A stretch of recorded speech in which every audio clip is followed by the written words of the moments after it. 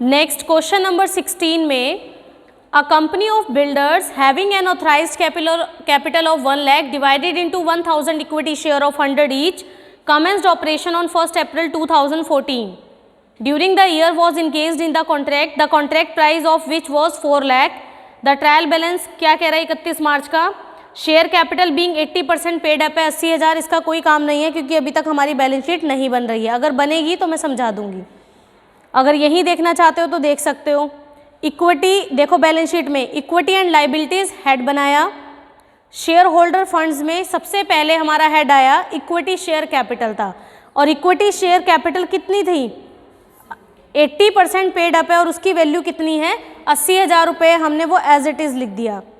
Reserve and surplus में statement of P&L account ये तो बाद में ही बनेगा. आगे देखते हैं बिल्स पेबल भी हमारा बैलेंस शीट का पार्ट है. Land and building at cost 34,000 है.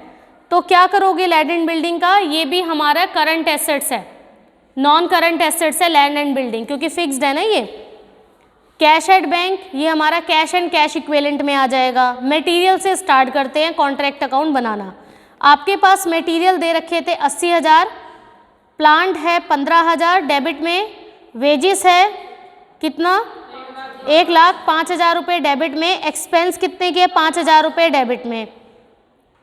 Cash received being 80% of work certified कहता है आपके पास 1,60,000 रुपये का कैश रिसीव्ड लिया हुआ है बीइंग 80% ऑफ वर्क सर्टिफाइड. तो कितना वर्क सर्टिफाइड था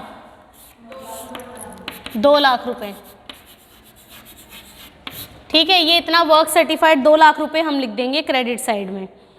उसके बाद वो क्या कहता है of the plant and material charge to the contract plant costing 2,000 और material costing 2,000 were destroyed by an accident. दोनों ही डिस्ट्रॉयड हो गए, प्लांट 2,000 से और मटेरियल 2,000 से. क्या करोगे इसका क्रेडिट साइड में P&L अकाउंट की उसमें आ जाएगा. और 31 मार्च 2015 को एक प्लांट खरीदा 4,000 रुपये का, वो स्टोर में रिटर्न कर दिया. कहाँ आएगा क्रेडिट साइड में. लेकिन आपको याद है कि जब भी प्लांट को रिटर्न किया जाता है तो आफ्टर डेप्रिसिएशन किया जाता है. अब इस पर डेप्रिसिएशन था 10%, ओनली 10% है, पर एनम वर्ड नहीं है. तो 4,000 का 10% 400 रुपये माइनस करके 3,600 रुपये आ गया. उसके बाद है value of material on site 4,000 है. मटेरियल ऑन साइट 4,000 रुपये पड़ा हुआ है. Cost of work done but not certified is 2,000, मतलब वर्क नॉट सर्टिफाइड आपका 2,000 रुपये का है क्रेडिट साइड में. Charge depreciation at the rate 10% plant and carry to statement to P&L account 2/3 of profit, prepare the contract account this and this. चलो आपके पास plant lost आ गया, material आ गया, रिटर्न कर दिया. अब ये था कि एट साइट पर कितना बचा हुआ है आपका. देखो प्लांट कितने का था 15,000 रुपये का और कितने का वापस कर दिया 4,000 रुपये का. तो कितना रह गया आपका 9,000 रुपये, नहीं 15 और 4 11 और 2,000 का डिस्ट्रॉयड हो गया था. तो 9,000 बचा. तो 9,000 का 10% 900 रुपये यानी कि 8,100 रुपीज़ यहाँ पर आ जाता है. और मटेरियल एट साइट आ गया. अब जो बचा बैलेंस NP कितना बचा 16,700 रुपये. चेक ये करना है कि ये कौन सा वाला केस है. तो कैसे चेक करोगे बताओ.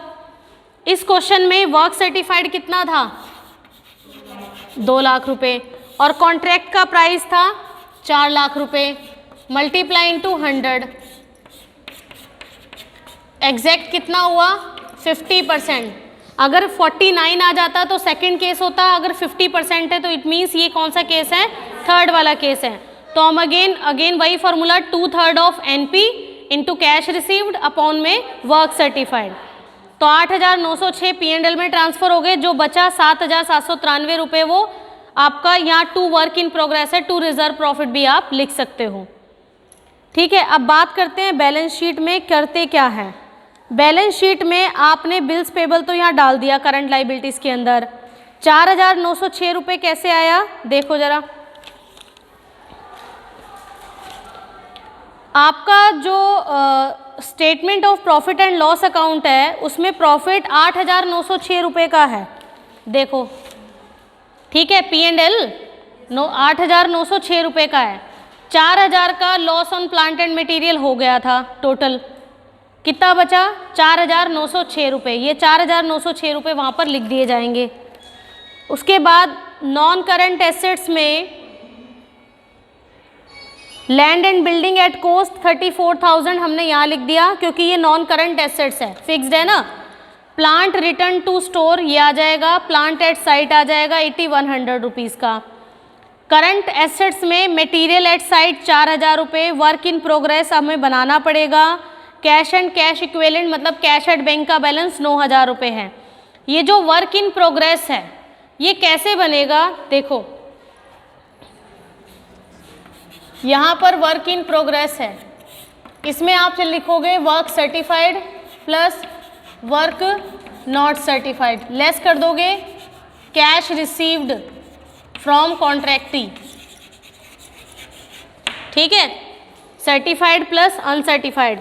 अब देखो कितना आता है ये, आपके पास कितना दे रखा था, देखो जरा, वर्क सर्टिफाइड 2 लाख है, नोट सर्टिफाइड 2,02,000 रुपये हैं। तो यहाँ पर कितना है वर्क इन प्रोग्रेस आपका, माइनस कर दिया, इसमें से माइनस हो जाएगा रिजर्व प्रॉफिट, ये सीक्वेंस याद रखोगे बस, ठीक है, और लेस कर दोगे कैश रिसीव्ड फ्रॉम कॉन्ट्रैक्टी, तब आपका क्या निकल आएगा यहाँ पर वर्क इन प्रोग्रेस अकाउंट और करंट एसेट्स का पार्ट, इस तरह से। नेक्स्ट क्वेश्चन देखो, क्वेश्चन नंबर 17 में अब आप मुझे बताओगे लॉन्ग एंड शॉर्ट टू का कॉन्ट्रैक्ट, एक कॉन्ट्रैक्ट है 3,50,000 रुपये का, ठीक है, एक कॉन्ट्रैक्ट का मतलब है ये कॉन्ट्रैक्ट का प्राइस दिया हुआ है 3,50,000 रुपये। क्या इन्फॉर्मेशन थी, मटेरियल परचेज्ड है 70,000 रुपये, कहाँ आएगा, wages paid, plant issued for 8 month 1,40,000, खुद बता दिया उसने कि 8 महीने का जो प्लांट है उसकी वैल्यू 1,40,000 रुपये है, तो एग्जैक्ट 2 में 2 प्लांट इशूड 1,40,000 रुपये। इनडायरेक्ट खर्चे, other outstanding expense, material at the end, cash received being 95% of work certified 1,89,000, क्या करोगे 1,89,000 का कितना था 95, तो देख लेंगे कितना वर्क सर्टिफाइड आएगा, 1,98,947 रुपीज़ आपका आ जाता है। कॉस्ट ऑफ वर्क अनसर्टिफाइड 10,500 रुपये क्रेडिट में। On 31 December 2014 plant sold costing 15,000, कहते हैं एक प्लांट बेचा जिसकी कॉस्ट 15,000 रुपये की थी, उसको 12,000 में सेल कर दिया। आप क्या करोगे, सिर्फ और सिर्फ 12,000 रुपये लिखोगे। अभी आपको तो देखने में ये लग रहा है कि यहाँ पर 3,000 रुपये का लॉस हुआ है, बट अभी एग्जैक्ट नहीं पता क्योंकि आगे भी कुछ इन्फॉर्मेशन दे रखी है। The plant is to be valued after charging a depreciation 15% per annum, ये कह रहा है अब आपको अगर प्लांट क्लोजिंग का बताना है लेकिन वो बताओगे आप आफ्टर डेप्रिसिएशन। अब आप ये देखो कि आपका क्या था ये,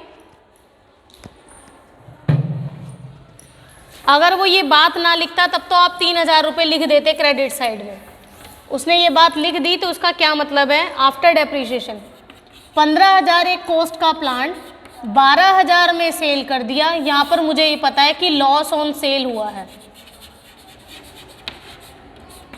लेकिन वो ये कहता है ये जो हो वो आफ्टर डेप्रिसिएशन चेक करना है, और वो डेप्रिसिएशन की रेट कितनी है 15%। 15,000 का 15% 2,250 रुपये, आफ्टर डेप्रिसिएशन कह रहा था ना वो, माइनस 2,250 रुपये, 12,750 रुपये। इसका मतलब है वो ये कहना चाह रहा है कि आफ्टर डेप्रिसिएशन उस प्लांट की कॉस्ट 12,750 रुपये की थी और उसको आपने 12,000 में बेच दिया, ठीक है। अब उसको कितना लॉस हुआ यहाँ, तो ये कहाँ लिख दोगे, कॉन्ट्रैक्ट अकाउंट के क्रेडिट साइड में। अगर ये बात नहीं होती तो डायरेक्ट था 3,000 रुपये का लॉस लिखना था।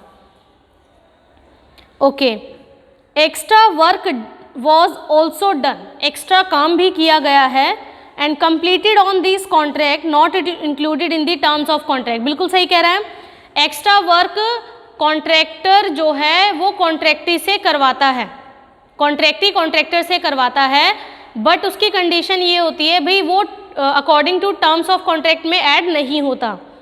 कहता है value of extra work was 16,000 while it cost was 13,200।